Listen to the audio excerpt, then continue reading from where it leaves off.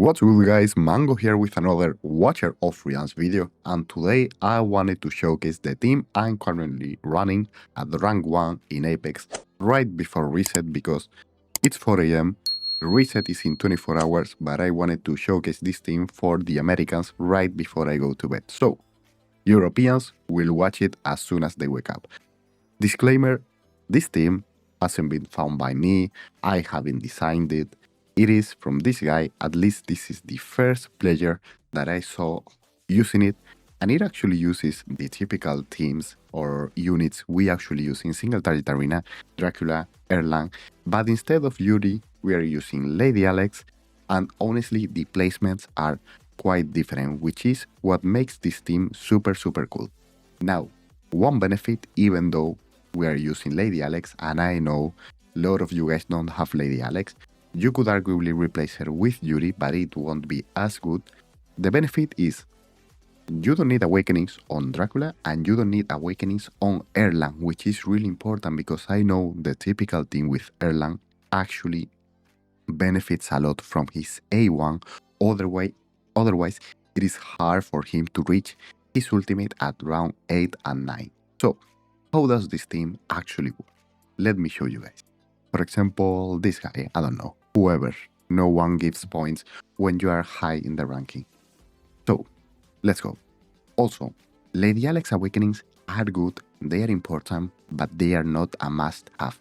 This is, even though we need Lady Alex, one of the benefits from this team. You don't really need that many awakenings on the champs we actually use on the team, apart, of course, from having Lady Alex. But to begin with, at 18, and this is super important because you gotta be super fast right here, we're gonna be placing Lady Alex in this corner.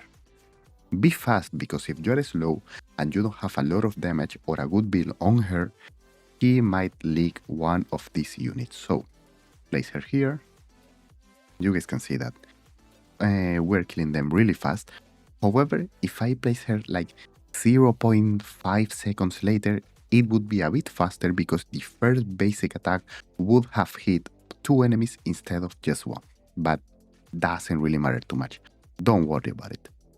And now, just be fast because we are gonna be placing the owl. And we don't really need to use Lady Alex ultimate here. We will proc the passive on the second enemy right there and just kill him super fast. You guys can see that people are at the top are pretty much all running this team, and this is because once one guy runs it at the top, everyone tends to copy the teams, which honestly it's cool because it shakes the meta a little bit. Now here, when this guy gets into Lady range, we proc her ultimate, and now we just gotta wait until we have enough cost to place Dracula. So we wait. This is weird because usually we place Erlang right before Dracula, but this time we're placing Dracula because he will be the one helping us clear round 4. And what we're gonna do is, right as the round starts, we just ult with him and he will pretty much clear the wave completely. You guys can see the advantage we just got on the fight, it's crazy, only with this single round.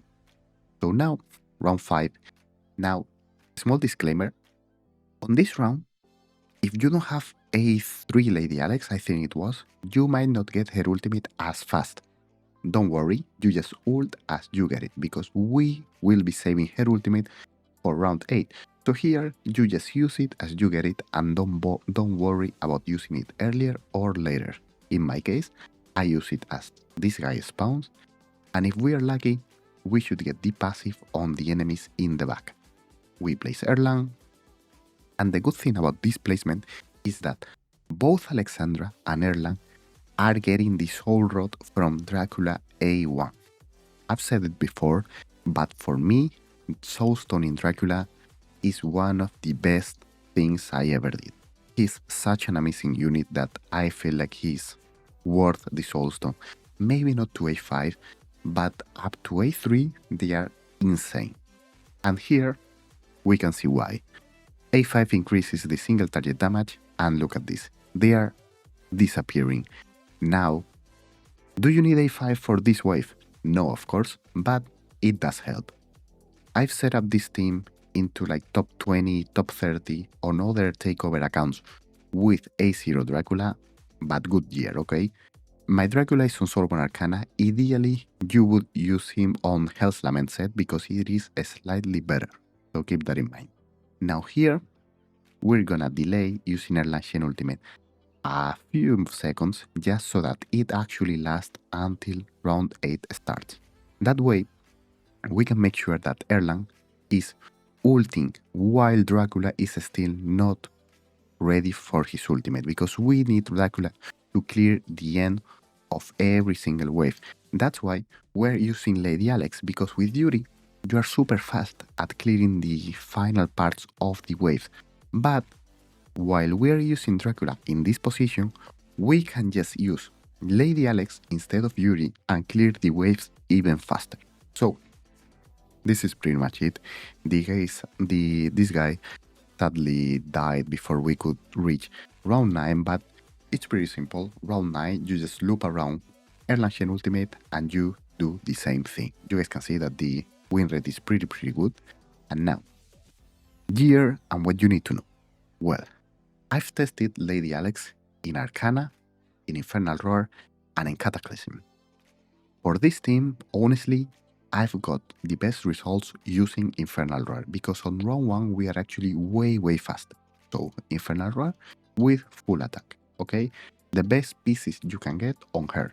My artifact is not the best, not the worst, but this weapon is pretty good. Then, as I said before, Dracula, if you can, trust me, Hell's Lament, amazing set on him. If you cannot, Sorbonne Arcana. Bonus with attack, attack bonus with attack. Typical, as always the same.